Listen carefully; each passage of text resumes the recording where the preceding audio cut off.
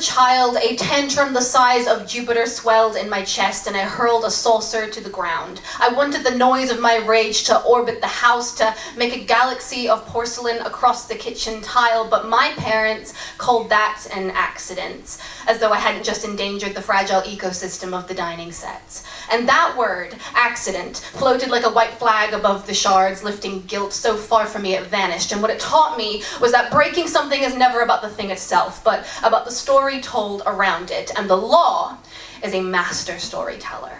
New Zealand statute says intentionally or recklessly damaging property can bring a sentence of up to 7 years for a smashed window, a dent in the wrong person's car, and property, it seems, cries louder than people, and the world responds in kind. Notre Dame burned, and the wallets of billionaires bloomed like flowers in the spring. The Mona Lisa gets more security than a classroom of children. Property has lawyers, lobbyists, tax breaks, police protection. Property can be replaced, and therefore is priceless. Property makes the morning news. So I turn on the TV and watch an Israeli missile reduce a home to dust, another and another, a hospital, all the hospitals, entire neighborhoods twisted into bone and concrete, and I wait for the words I know. Destruction of property, 7 years at least, but what if the wrong bodies are inside? What if Hind Rajab was younger than the sentence for a dented car, considering hers was dented by 300 bullets? And I carry the first lesson with me still,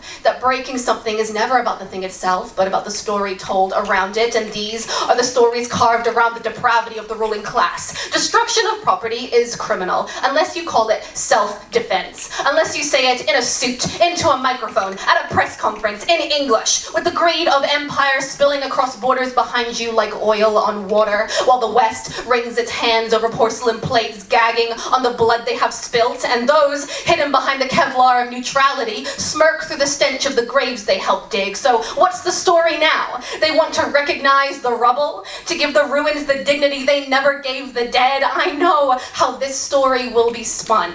The archives will be bound in apology. They will come forth with their rehearsed remorse, rinse their guilt with hindsight, offer HoloLand acknowledgements over the graves of Gaza, like candles where olive trees once grew, and on that day there will be another poet in my place, asking us all to remember what was done to her people.